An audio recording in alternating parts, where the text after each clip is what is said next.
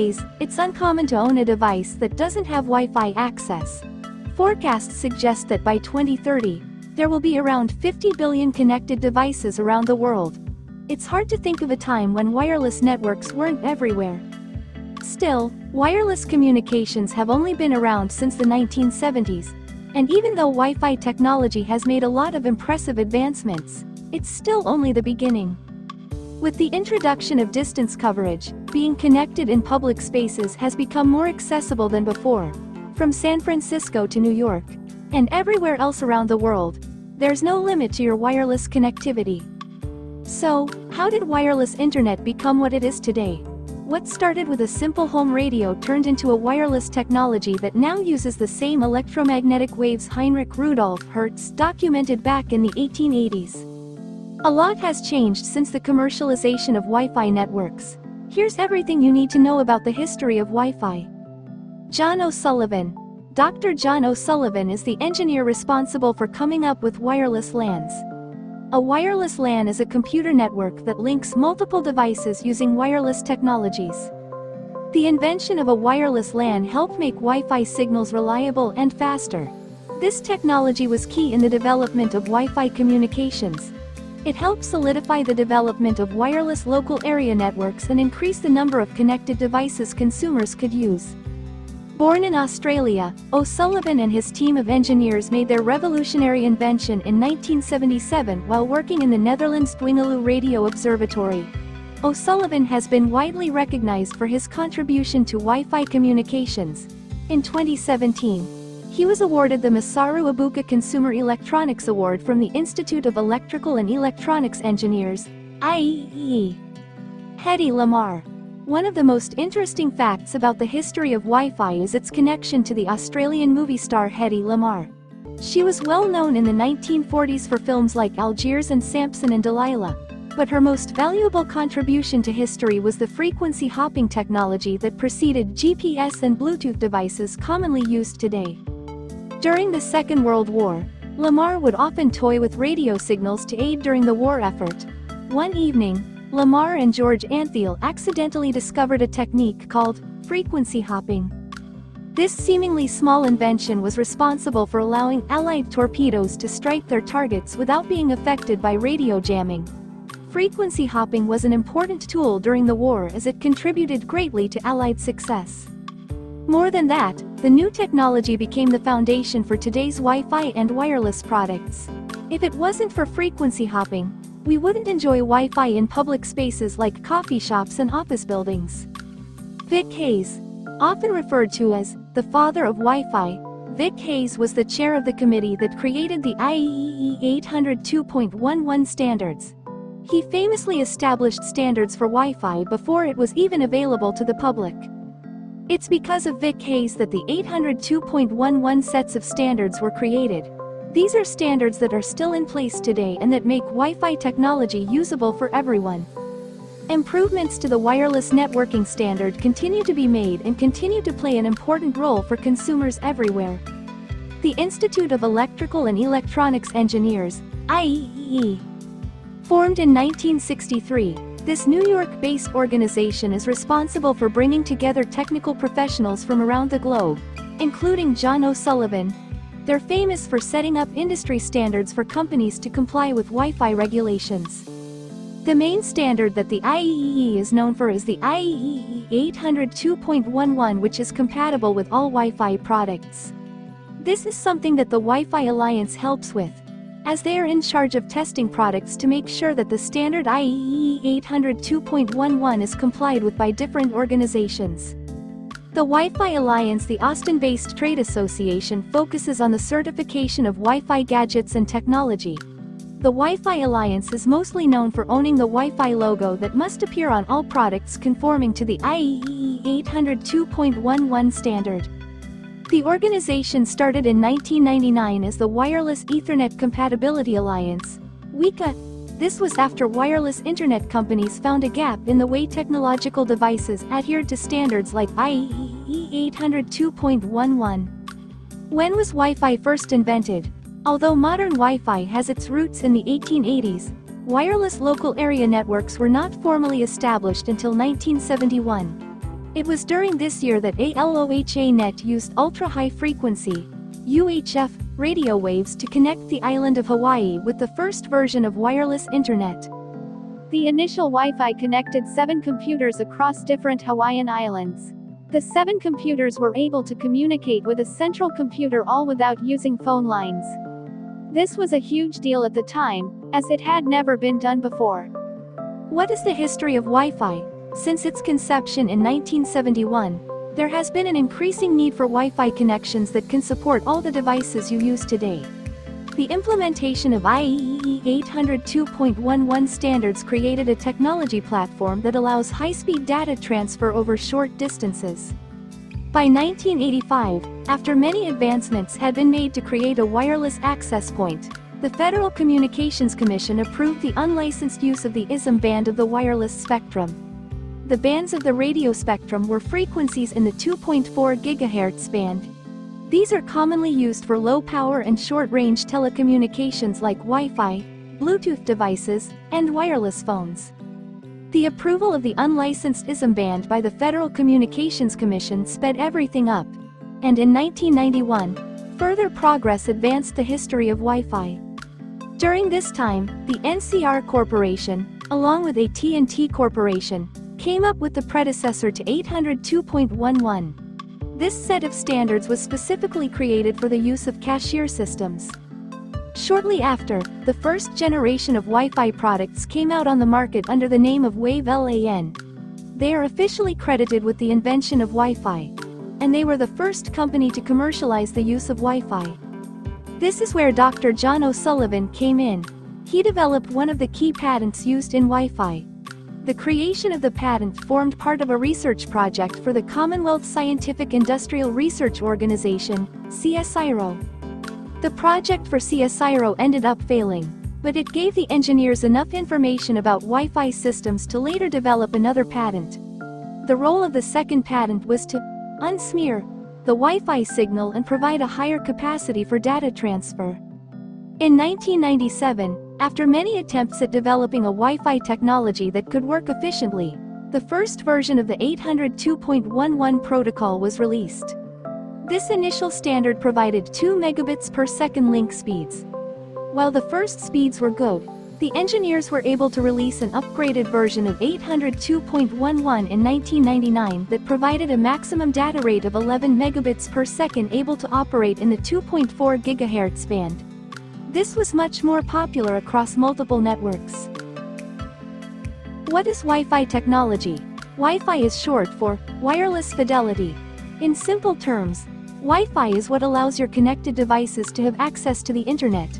More than that, it's a technology that has advanced communication and enhanced computer networking. Wi-Fi uses radio signals to communicate with other devices. Although it's easy to confuse them, the radio signals that Wi-Fi uses are not the same ones that car radios or walkie-talkies use. Instead, they're the same radio waves microwave ovens use to heat your food. These radio waves provide wireless communications through high-speed internet.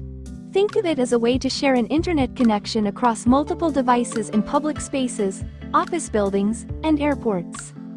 When you use Wi-Fi, you normally need a Wi-Fi router to connect you directly to the modem. Once you're plugged into the modem, the device itself will act as a hub to broadcast the signal to all the devices that are compatible with Wi-Fi. This is what makes this technology flexible and popular among internet users. How does it work? Your computer's wireless adapter will translate data and turn it into a radio signal. This is easily accomplished with the use of an antenna. Although the higher the Wi-Fi standard is, the more likely it is to allow devices to have multiple antennas. Once the signal is transmitted through an antenna, your router will decode the signal after it receives it. This is what makes Wi-Fi attractive because instead of using cables to maintain a connection, it uses airwaves to communicate. Depending on which version of Wi-Fi you have, you may encounter interference with other devices. The newer versions of Wi-Fi provide you with a much better average throughput and less interference with other household devices. If your device can support multiple antennas, it will exploit multipath propagation characteristics on the same frequency bands and give you much faster speeds and a greater signal range. What is the difference between Wi-Fi and the internet? Before Wi-Fi, you could only get online through wired networks. Although it was convenient, it wasn't practical. The main difference between Wi-Fi and the internet is that Wi-Fi lets you access the internet without needing cables. The technology uses airwaves to communicate between routers without a physical connection. You can even use simultaneous dual-band routers to expand radio bands and increase the data rate speed. Think of Wi-Fi as being the outlet through which you can access the internet without the cables. The internet is more of a vast network that links computers around the world. What is the difference between Bluetooth and Wi-Fi? Wi-Fi is a wireless technology that your device uses to connect you to the internet without the need for a cable. Under the IEEE Wi-Fi standards, the different frequency bands that Wi-Fi uses are split into separate channels that overlap in frequency. This is why Wi-Fi uses channels that are far apart. Bluetooth, on the other hand, is a technology whose purpose is to transfer data over short distances between devices. Bluetooth uses radio signals just like Wi-Fi. Bluetooth often uses the same frequency band as your Wi-Fi connection.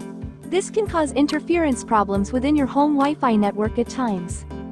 Other differences include: 1. Bluetooth requires a wireless adapter to connect to devices, whereas Wi-Fi requires a wireless adapter and wireless router to be able to connect. 2. Bluetooth consumes a lower amount of power. Wi-Fi consumes high power. 3. Because Bluetooth doesn't require a password to connect, it's less secure than Wi-Fi. On the other hand, Wi-Fi is a much more secure network to use on your device. 4. Bluetooth has a radio signal range of 10 meters, whereas Wi-Fi has a radio signal range of 100 meters. 5. Bluetooth requires low bandwidth, whereas Wi-Fi requires higher available bandwidth. Wi-Fi frequencies for wireless local area networks. Wi-Fi runs on two main frequencies, 2.4 GHz and 5 GHz. Up until recently, many users preferred 2.4 GHz over 5 GHz because it was compatible with most devices and a lot less expensive than 5 GHz. However, in 2003, as Wi-Fi technology started to advance, the 802.11 grams standard was born. This particular standard was a combination of the two previous ones, which made it faster and able to cover longer distances. The arrival of 802.11n by 2009, the final version of 802.11n was released to the public. This particular standard was much faster and reliable than the ones before due to its use of multiple antennas to enhance communication. In turn, this allowed for an increase in data without users needing a higher bandwidth. Overcrowding with connected devices. Although 2.4 GHz was always more popular than 5 GHz, there was a time in which consumers preferred the latter. The reason is that because of the extended range that the 2.4 GHz frequency offered, it tended to clash with other appliances and devices, like microwave ovens. Consequently, people started using the 5 GHz to prevent overcrowding and interference. This was a big push towards the use of dual-band routers. Simultaneous dual-band routers. The main idea behind dual-band routers was to solve the issue of overcrowding. Nobody wants to experience a slow Wi-Fi connection. And this was something that dual-band routers aimed to fix. With the addition of the device on the market, you could now have a router that supported both 24 GHz and 5 GHz. It was able to do this because it was built with two types of wireless radios that could support both connections at the same time. The way it worked was by connecting devices to the faster frequency within the range. If the device was too far away from the router, then it automatically connects you to the 2.4 GHz frequency as a backup. The addition of Wi-Fi 6 in the year 2020, Wi-Fi 6 was released into the market. This new technology promoted faster connectivity and speeds of up to 9.6 gigabits per second. The jump in capabilities is because Wi-Fi 6 can mitigate issues between the connected devices and overcrowding. Wi-Fi 6 routers can connect to more devices at one time without hiccups. They can also send data to multiple devices in the same broadcast. The Wi-Fi brand and trademark. In 1999, the Wi-Fi Alliance was formed as a trade association so that it could own the Wi-Fi trademark that is required for products to be under. The term Wi-Fi doesn't mean anything. But the brand consulting firm advising the Wi-Fi Alliance wanted to find a better name for the technology than IEEE 802.11b direct sequence. Founding member of the Wi-Fi Alliance, Phil Belanger has been known to say that the consulting firm invented the term Wi-Fi as a pun on the word hi-fi. The yin-yang coloring of the original logo indicates the certification of a product for interoperability. Wi-Fi today and the Internet of Things in the year 2022. There are approximately 549 million public hotspot sites around the world. This trend towards access point growth is expected to continue well into the next decade. Nowadays, Wi-Fi access points are set up at home, in schools, and throughout most places you frequent. The Internet of Things (IoT) is just one of the many advantages that have come with the invention of Wi-Fi. IoT refers to a network of physical objects that use Wi-Fi to connect and exchange data over the Internet. IoT includes all the devices that support a smart home. Very much like the IoT, Wi-Fi can improve efficiency and bring vital information to the surface more quickly than humans. As the technology advances, there's no end to what Wi-Fi can accomplish.